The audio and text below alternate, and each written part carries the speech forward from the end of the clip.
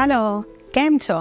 પ્લેનમાં જેમ seat belt ફાસ્ટન up કરીએ અને before we dive in take off, એવી જ રીતે before we dive into exams એકવાર તો પેટમાં બટરફ્લાય થાય જ, બધાને થાય. પણ એ બટરફ્લાય થવાનું રીઝન શું છે અને એ સાચું છે કે ખોટું છે, એ શોધવા માટે આપણે જેની પાસે જવું પડે ને, એવી એક વ્યક્તિને આજે આપણે મળીશું. Let us welcome doctor Manoj Goda, gastroenterologist. સો પેટમાં સાચે દુખે ત્યારે તો જાઓ છો, પણ એક્ઝામ રિલેટેડ જે સ્ટમક અપસેટ થાય છે ને, એના માટેની વાતો આજે આપણે કરીશું. કેમ છો? બસ મજામાં. Thank you for inviting me here. Thank you. So જ્યારે સ્ટુડન્ટને એક્ઝામ્સ આવે ને, ત્યારે પેટમાં દુખે, ડાયરિયા થઈ જાય, નોઝિયેટિક લાગે, સ્ટમક અપસેટ લાગે, તો what is the relation of this thing with gut or brain or exams? આ એક બહુ અગત્યનું લક્ષણ છે. અને પેટમાં એક એન્ટરિક નર્વસ સિસ્ટમ છે, એક જાળ છે એમ કે ચાલે, કે જે કદાચ પેટને આપણે મગજ સાથે કોઈ રીતે સાંકળતા નથી, પણ કદાચ મગજ કરતાં પણ વધુ જ્ઞાનતંતુઓ પેટમાં છે. હોર્મોન્સ પણ એ રીતે પેટમાં વધુ હોય છે, પણ અત્યારે આપણે આની મગજની વાત કરીએ તો એ એન્ટરિક નર્વસ સિસ્ટમ છે. એ નર્વસ સિસ્ટમ અને મગજ જે સ્ટ્રેસ થાય, ટેન્શન થાય, એન્ઝાયટી થાય, એ તમે બંને એક રીતે સંકળાયેલા છે. એટલે ખાલી એન્ઝાયટી પેટમાં જ થાય, મગજમાં જ થાય એવું નથી, પણ જે પેટની એન્ઝાયટીને તમે એવું કહી શકો કે તમને કાં તો ગેસ્ટ્રાઇટિસ થાય, એટલે ગેસ જેવું થઈ જાય, એસિડિટી થાય, ક્યારેક ઝાડા થાય, તો અમુક લોકોને કબજિયાત થાય. તો આ બધું આપણે બહુ સહેલાઈથી સાંકળી શકીએ કે ભાઈ આ મગજમાં જે અસર થાય છે અમુક એક્ઝામને કારણે, એવી પેટમાં પણ થાય છે. અને એનો બેઝિસ આ છે, એનું મૂળભૂત કારણ આ છે કે એન્ટરિક નર્વસ સિસ્ટમ બહુ ડિસ્ટર્બ થઈ જતી હોય છે હોર્મોન્સને કારણે કે જે કંઈ હોય એને કારણે, અને જેથી કરીને આવા લક્ષણો થાય છે. એના માટે કોઈ મેડિસિન લેવી જોઈએ કે ડિસ્ટ્રેસ માટેનો કોઈ પ્રયત્ન કરવો જોઈએ? શાનાથી ઇટ કેન બી ટેકલ્ડ? આપણે જેમ જાણીએ છીએ કે આ સ્ટ્રેસથી જ થાય છે પ્રાથમિક રીતે, મૂળભૂત રીતે. એટલે આમાં મેડિસિનનો રોલ આવે, પણ એટલો બધો કદાચ નથી. જો તમે સમજતા હો કે મને એક્ઝામ વખતે કેમ આમ 2 વખત સ્ટૂલ વધુ જવું પડે છે, તો તમે કંટ્રોલ કરો, ડિસ્ટ્રેસ કરો, સારા મનોચિકિત્સકની મદદ લો, તો કદાચ દવા વગર પણ તમે આ ટેકલ કરી શકો. બાકી એની ઘણી IBSની ઘણી બધી દવાઓ આવે છે જે કદાચ એક્ઝામના પર્પઝ સાથે સુસંગત નથી પણ રહેતી, કારણ કે થોડું ગેન કે એવું પણ ચડે, પણ બાકી દવા લઈ શકો, જેને બહુ જ એન્ઝાયટી થઈ જતી હોય એ લોકો માટે. પણ પ્રાથમિક રીતે એને તમે સમજણથી, સેલ્ફ ટ્રેનિંગથી તમે ટેકલ ચોક્કસ કરી શકીએ. ઓકે. અને આ એક્ઝામ ટાઈમે જે થાય એ પરમેનન્ટ રહે કે પછી જતું રહે પાછું? ના, એ એક્ઝામ પૂરતું જ હોય છે. અને એક્ઝામ પતે પછી એ 3 દિવસે લેટરીન જાય, કે એ બહાર જઈને સમોસા કચોરી ખાઈને કશું જ ના થાય, એવું પણ બને. એટલે આ એક્ઝામ પૂરતું જ છે એવું અત્યારે આપણે માની લેવા. રાઈટ. હવે બીજી એક વાત કે એક્ઝામ હોય ને ત્યારે યુઝ્યુઅલી એક રિચ્યુઅલ તરીકે કહેવાય કે દહીં અને સાકર આપતા હોય છે. તો મને એવું લાગે છે કે ક્યાંક ને ક્યાંક કોઈક સાયન્ટિફિક રીઝન છે જ એની પાછળ. તો શું હશે? એટલે પેટના ડૉક્ટર તરીકે દહીં જેનું નામ પડે એટલે તરત બને પ્રોબાયોટિક થાય, કે હું દહીંને દહીં તરીકે જોતો નથી, પણ પ્રોબાયોટિક તરીકે જોઉં છું, કેલ્શિયમ તરીકે જોઉં છું, પ્રોટીન તરીકે જોઉં છું, જે બધું ભેગું થઈને દહીંમાં હોય છે. એટલે પ્રોબાયોટિક છે. સાકર જે છે, શુગર, એ એનર્જી આપે છે. મધ પણ નાખે છે અને ઘી પણ નાખે છે ઘણી વખત. તો આ બધા એ સબસ્ટ્રેટ પૂરું પાડે છે કે બેક્ટેરિયા ફૂલે ફાલે એના માટે છે. એટલે દહીં ને સાકર પ્રેક્ટિકલી જુઓ અને એમાં મધ કે ઘી નાખો તો બધું થઈને પ્રી અને પ્રોબાયોટિક થાય છે. એટલે આ દેખીતી રીતે તો આનું સીધું સગપણ છે એમ કહી શકાય. એટલું કહી શકું કે જે ડોઝમાં આપણે લઈએ છીએ 1 ચમચી, એનાથી કદાચ કોઈ બહુ ફેર નહીં પડે. એટલે વસ્તુ તો રિચ્યુઅલ છે, પણ આ તો એક સાઈડમાં કે આ દહીં ને સાકર is ideal combination, prebiotic probiotic. True. એટલે એક્ઝામ ટાઈમે જ નહીં, રોજ જ તમારા બાળકને અને તમે પોતે પણ જેમ સાહેબે કહ્યું જે 4-5 નામ બોલ્યા that is the Panchamrut, right. સો દરેકે ઇન્ગ્રેડિયન્ટ જે છે એનો એક પર્ટિક્યુલર રોલ છે અને પર્ટિક્યુલર કોમ્બિનેશનમાં જો તમે એને બનાવી અને લેશો તો ચોક્કસ તમને એક્ઝામ ટાઈમે નહીં, રૂટીનમાં પણ ફાયદો થશે જ અને એક્ઝામ ટાઈમે લેવામાં કોઈ નુકસાન નથી. સો ચોક્કસ મમ્મી, દાદી, નાની એવું કહે ને કે દહીં સાકર લઈને જા તો મોઢું મચકોડવું નહીં, લઈ જ લેવાનું. એનાથી તમને એનર્જી પણ રહેશે અને જેમ સાહેબે કહ્યું 1 ચમચી નહીં, મને જ્યારે પંચામૃત પ્રસાદમાં ઘરમાં બને ને પંચામૃત તો હું શું કરું કે 1 ચમચી પેલું 70 पे 70 મૂવીમાં કરે ને એવી રીતે 1 ચમચી આપી દઉં અને બાકીની વાટકી હું લઈ લઉં કે ના બધું પંચામૃત હું લઈશ, એટલું બધું ભાવે. So you can have it. હવે બીજી એક વાત કે ચોપડ કરું આમાં કે એક્ઝામ સિવાય પણ દહીંથી શરદી થાય કે શિયાળામાં ન લેવાય કે એવું બધું થતું નથી. દહીં તો એક ખોરાકનો સબસ્ટન્સ છે, શરદી તો વાયરસથી થતી હોય છે એટલે તમે શિયાળામાં પણ ખાવ. પણ મેડમે જેમ કહ્યું એમ દહીં એ મારી દૃષ્ટિએ એક મૂળભૂત ડાયટ છે અને એમાં તમે વેરિએશન કરી અને એને કમ્પ્લીટ ડાયટમાં કન્વર્ટ કરી શકો એક્ઝામના સમય સિવાય પણ. ટ્રુ. હવે જેમ દહીં સાકરની વાત થઈ એમ એક્ઝામ ટાઈમ હોય ને એટલે બાળકો કદાચ રૂટીનમાં ચા કોફી ના પણ પીતા હોય તો પણ મમ્મીને એમ હોય કે મારું બાળક રાત્રે જાગે છે તો બેટા ચા બનાવી આપું, કોફી બનાવી આપું. તો આ કેફીન, ચા, કોફી એ એક્ઝામ સમયે કે અધરવાઇઝ ઓલ્સો લેવું કેટલું હિતાવહ છે? કેફીન આપણે બધા જાણીએ છીએ એમ એ સ્ટિમ્યુલન્ટ છે એટલે તમે આમ થોડા એલર્ટ થઈ જાવ. બને કે રાત્રે 2 વાગ્યા સુધી વાંચવું હોય તો કદાચ જોકાર ન આવે એવી માન્યતા છે. આ સાથે કેફીનને બધા એસિડિટીને એવું બધું પણ કરતા હોય છે એટલે ચોક્કસ તમે લઈ શકો પણ માત્રામાં રહેજો. અને જો તમે ટેવાયેલા હો તો તમે આખું વરસ બીજું કંઈક પીતા હો અને અચાનક એક દિવસ 2-4 ચા કે કોફી પી જશો તો કદાચ તમને એસિડિટી થશે, પેટની ગડબડ થઈ શકે કે એવું પણ થાય. એટલે હા એ લઈ શકાય. વધુ તો હું બાળકો માટે તો ખાસ કરીને એમ કહું ભાઈ તમે ડાર્ક ચોકલેટ કે એવું કંઈક ગરમા ગરમ દૂધ કે ડાર્ક ચોકલેટ નાખીને કોકો નાખીને લો તો કદાચ એ તમારા માટે વધુ કોમ્પેટેબલ છે કે તમે એનાથી ટેવાયેલા છો અને અચાનક એક દિવસ ચા પીને એ રિસ્ક લેવા જેવું કદાચ નથી હોતું. ટ્રુ. સો બાળકો જો સામેથી ચા કોફી ના માંગતા હોય ને તો આપણી આદત પ્રમાણે એને આદત આપવાની જરૂર નથી. જેમ સાહેબે કહ્યું એ પ્રમાણે dark chocolate is good brain booster. So તમે ડાર્ક ચોકલેટ કે અનસ્વીટન કોકો પાવડરનો ઉપયોગ કરી અને બાળકોને ગરમા ગરમ દૂધ આપી શકો છો. જો સમર હોય અને કોલ્ડ કોફી આપતા હોય તો એની અંદર તમે બનાના અને ડેટ્સ એડ કરી શકો છો. સો થોડી વેલ્યુ એડિશન થશે અને કોફીનું કેફીન જે છે એની જે નુકસાન છે એને થોડું કોમ્બેટ કરી શકશો. હવે બીજી એક વાત કે ક્યારેક મધરની આ કમ્પ્લેન હોય છે કે ભણવાનું હોય વધારે, જ્યારે સ્ટ્રેસ હોય, ટેન્શન હોય ત્યારે મારું બાળક બહુ જ ખાય છે. કોઈક મધર એવું કહે કે મારું બાળક ખાતું જ નથી. તો આનું શું રિલેશન છે ભૂખ વધવી અને ઘટવી એક્ઝામ ટાઈમે અથવા સ્ટ્રેસના ટાઈમે?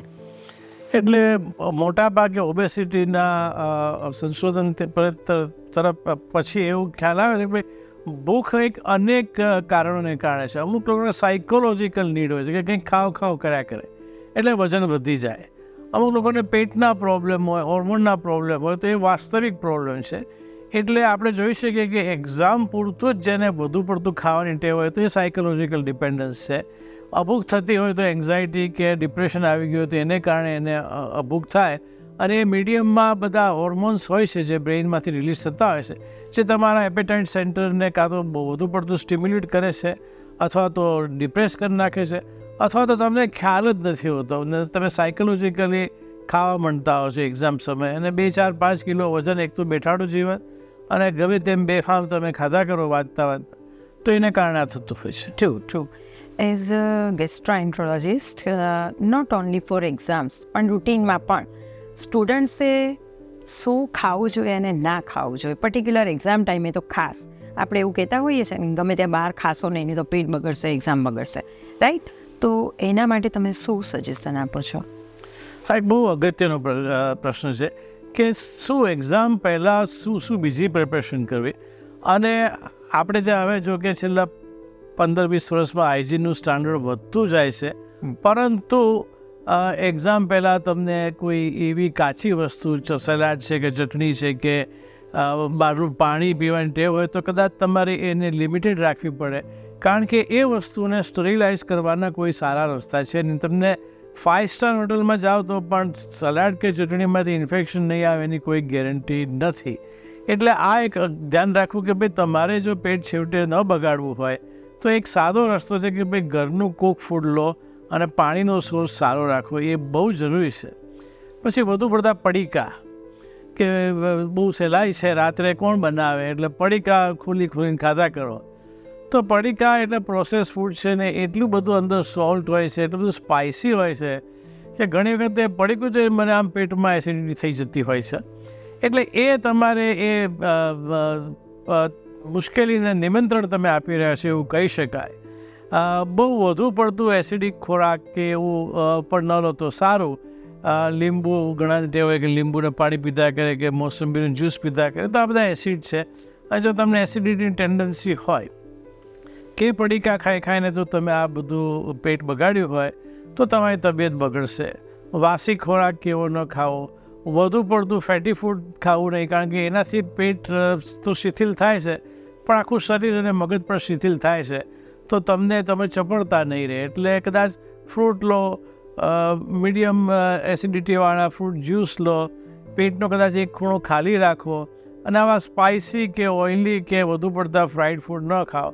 અને બીજું, તમારો ખાવાનો ટાઈમ જાળવી રાખજો. સમયસર ખાવું એક ઇમ્પોર્ટન્ટ ટ્રીટમેન્ટ છે કોઈ પણ પેટના રોગની, ઇન્ક્લુડિંગ એક્ઝામને કારણે થતા પેટની તકલીફોની પણ અગત્યની ટ્રીટમેન્ટ છે કે સમયસર ખાઈ લો અને ખાધા પછી તરત આડા પડવું નહીં, તો તમને ચોક્કસ ફાયદો થશે એવું મારું માનવું છે. સમયસર જે વર્ડ તમે બોલ્યા એટલે મને યાદ આવ્યું કે I have observed you always કે તમારું ટાઈમ મેનેજમેન્ટ બહુ જ પરફેક્ટ છે. અને આઈ થિંક 50 વર્ષથી તમે પ્રેક્ટિસમાં છો, પ્લસ તમે તો ડૉક્ટર છો, તમારો દીકરો પણ ડૉક્ટર છે. તો તમને શું લાગે છે કે ટાઈમ મેનેજમેન્ટનું ઇમ્પોર્ટન્સ એઝ અ સ્ટુડન્ટ અને even in routine life also એ કેટલું ઇમ્પોર્ટન્ટ છે, ને ટાઈમ મેનેજમેન્ટ માટે તમે પર્ટિક્યુલરલી શું સજેશન્સ અને ટિપ્સ આપો છો ટુ સ્ટુડન્ટ્સ? હું તો એમ કહું કે એક્ઝામ કરતાં પણ બાકીની લાઈફમાં તમારે જો આગળ આવવું હોય અને તમારા ઉપર બીજા લોકોને ભરોસો બેસાડવો હોય તો તમારે ટાઈમ મેનેજમેન્ટ કરવું પડે. આજે આપણે બહુ પ્રચલિત વાત લઈએ કે અમિતાભ બચ્ચન સેટ ઉપર 5 મિનિટ પહેલાં એની ગાડી ગેટ ઉપર ઊભી હોય, અને રાજેશ ખન્નાનું કહેવાતું કે લંચ સુધી તો આવે નહીં, એટલે એ જાય ત્યારે લોકો એમ પૂછે પ્રોડ્યુસર કે સાહેબ હવે આપણે શૂટિંગ કરીશું કે આપણે ટિફિન ખાઈશું કે લંચ લઈશું. એટલે એ બંનેની કેરિયરનો ગ્રાફ તમે જુઓ છો કે કેવો જુદો થઈ ગયો, કેટલો બધો જુદો થઈ ગયો. એટલે કોઈ પણ સેક્ટરમાં ટાઈમ મેનેજમેન્ટ એ તમારા ઉપર બીજા લોકોનો ભરોસો વધશે કે ભાઈ આ માણસે બોલાવો એ ડિલિવર કરશે ટાઈમ ઉપર આવીને. એટલે એક્ઝામમાં તો ટાઈમ મેનેજમેન્ટ છે, કારણ કે છેલ્લે પછી બધા આમ આફડા ફાફડા થઈ જાય, ગાંગા થઈ જાય, જે ગુજરાતી ભાષામાં કહીએ. તો ટાઈમ મેનેજમેન્ટ કહ્યું હોય કે ભાઈ આટલો સમયે મારે રિવિઝન માટે જોઈશે, તો 1 દિવસ વધુ આપો, 2 કલાક વધુ આપો, તો તમારે છેલ્લી ઘડી દોડવાનું નહીં થાય. એક હસવા જેવો કિસ્સો છે. અમારે મેડિકલ કોલેજમાં 1.5 વર્ષે એક્ઝામ થાય, અને અમારા એક મિત્ર હતા, સૌરાષ્ટ્રના જ હતા. એ કાયમ એમ કે પેપર ખરાબ જાય પછી કે મારે 1.5 કલાક ઓછો પડ્યો રિવિઝનમાં. અને અમને થાય કે યાર 1.5 વર્ષ પહેલાં આપણને ખબર હતી કે આ એક્ઝામ આવવાની છે, તો તને 1.5 કલાક મોડો પડ્યો. આ તો વિચિત્ર વાત છે, પણ દર વર્ષે 3 મેડિકલ વર્ષમાં ફર્સ્ટ, સેકન્ડ, થર્ડ બેસમાં એનું તો કહેવાનું મને 2 કલાક ઓછા પડ્યા એટલે મારું રિઝલ્ટ ખરાબ આવ્યું. તો આવું દરેકને થઈ શકે છે. એટલે ટાઈમ મેનેજમેન્ટ ઇઝ ક્રુશિયલી ઇમ્પોર્ટન્ટ, કોઈ સવાલ જ નથી. Thank you. સી, ટાઈમ મેનેજમેન્ટનું ઇમ્પોર્ટન્સની વાત આવી તો ડૉક્ટરે તો આપણને કહ્યું જ કે એક્ઝામ નહીં, લાઈફમાં પણ દરેક સ્ટેપ પર તમારે ટાઈમ મેનેજમેન્ટ કરવું જ પડે. અધરવાઇઝ આપણે એવું કહીએ છીએ ને કે તમે સમયની કિંમત નહીં કરો તો સમય તમારી કિંમત નહીં કરે, રાઈટ? તમે જ્યારે ભણતા ત્યારે એક્ઝામના પ્રિપરેશન માટે પર્ટિક્યુલર તમારી કઈ ટ્રિક્સ અને ટિપ્સ હતી? મને છેલ્લી એક્ઝામ આપે લગભગ આજે 41 વર્ષ થઈ ગયા, એટલે ઘણું બધો સિનેરિયો બદલાઈ ગયો છે. પરંતુ બેઝિકલી આગળ પણ આપણે આ ચર્ચા કરી ચૂક્યા છીએ કે અત્યારે એક્ઝામ એ ખરેખર લોકોને ભવિષ્ય માટે કદાચ તૈયાર કરવા માટે નથી, પણ એક સર્ટિફિકેટ આવે છે અને ઘણા બધા કોરા અને કોરા બહાર નીકળે છે. એટલે અમારી સલાહ આટલા વર્ષો પછી અમે પણ એ કરતા હતા કે તમે જે ભણો છો એ સમજશો તો એ પૂરી જિંદગી તમારી સાથે રહેશે. 5 ટીક કરવાથી જે કંઈ તમે ગોખ્યું છે એ તમે પ્રેક્ટિસમાં પછી એપ્લાય કરતા નથી. એટલે એક તો સમજવું એ આવશ્યક છે, તો એ કાયમ માટે તમારી સાથે રહેશે. બીજું કે તમે ગમે તેટલી તૈયારી કરી હોય પણ તમારા પ્રિપેરેશનમાં ક્યાંક બ્લાઇન્ડ સ્પોટ રહી ગયા હોય એવું બને તો શક્ય હોય તો અમે તો ગ્રુપમાં બેસીને કરતા કે તમને બ્લાઇન્ડ સ્પોટ તમે થાય કે મને તો બધું આવડે છે પણ ત્યાં કંઈક એવો ટોપિક આવે કે જેના વિશે તમને ખબર જ ના હોય તો એ ગ્રુપ ડિસ્કશન જો થઈ શકતું હોય તમારા ટ્રસ્ટેડ એવા મિત્રો હોય તો તમે ગ્રુપ ડિસ્કશન કરી શકો. અને આજના જમાનામાં આ તો કોરા અને ફોરમ ને બધું હોય છે એનો પણ લાભ લઈ શકો. તો અને તમારે એક નિશ્ચિત જે મેડમે કીધું કે ટાઈમ ક્યારેક ઓછો પડે છે આપણને એક્ઝામમાં, તો એનું કારણ છે કે તમે મુદ્દાસર લખતા નથી પણ ગોળ વાત કર્યા કરો છો અને ટુ ધ પોઈન્ટ આવતા નથી. એક્ઝામિનરને એટલો ટાઈમ નથી કે બધું તમારું વાંચે. એને તો ખ્યાલ છે કે આ મેઇન મુદ્દા આને સમજ પડી છે, આ ડિસ્કસ કરે છે કે નહીં. તો ઘણી વખત એક A4 સાઇઝના ફૂલસ્કેપમાં જે લખાતું હોય છે એ તમે 2-4 ફકરામાં શાંતિથી લખી શકો અને તમારી પાસે પુષ્કળ ટાઈમ બચી પણ જાય છે. અને એક્ઝામિનર ખ્યાલ થાય છે કે આને જે અગત્યના મુદ્દા છે એ તો ખબર છે. એ ડિસ્ક્રિપ્ટિવમાં ત્યારે એવું આવતું હતું, હવે MCQમાં કદાચ એ શક્યતા નથી એટલે એ સમય બદલાઈ ગયો છે. પણ રિયલ લાઈફમાં ખરેખર કામ આવતું હોય છે કે મુદ્દાસર વાત કરો તો સામેવાળાને ખબર પડે કે તમે કહેવા શું માગો છો. ઘણી વખત તો બધી વાત થાય પણ ખબર ના કે આ કયા ટોપિક ઉપર વાત થાય છે અને શું કહેવા માગે છે. Very true. હું હંમેશા એવું કહું કે તમારી લેંગ્વેજ પરફેક્ટ છે કે નહીં, એટલે ઇંગ્લિશ હોય, ગુજરાતી હોય, હિન્દી હોય, whatever the language it is or the mixed one, પણ એ પરફેક્ટ તો જ કહેવાય કે તમે જે કહેવા માગો છો સામેના વ્યક્તિને એ પૂરેપૂરી તમે જે કહો છો એ સમજ પડી તો ઇટ્સ અ પરફેક્ટ લેંગ્વેજ.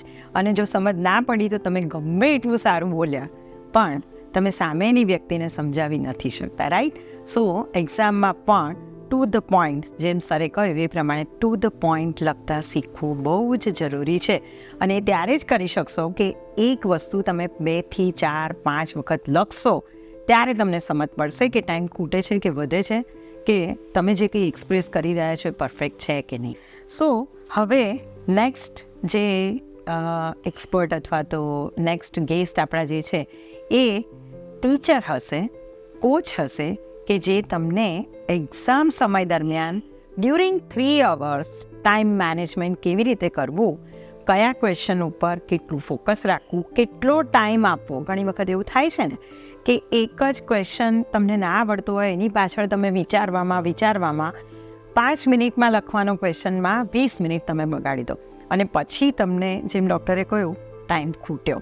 એટલે ટાઈમ ખૂટવાનું રીઝન એ નથી હોતું કે તમને બહુ જ આવડે છે, પણ ટાઈમ ખૂટવાનું રીઝન એ પણ હોઈ શકે કે તમને જે આવડે છે એ લખવામાં તમે સમય વધુ લો છો અથવા જે નથી આવડતું એને યાદ કરવામાં સમય વધુ લો છો. સો આ બંને વચ્ચેનો ડિફરન્સ અને આના માટે શું કરવું જોઈએ એના માટે હવે નેક્સ્ટ એપિસોડમાં આપણે ટીચરને મળીશું. Thank you sir. Thank you everyone.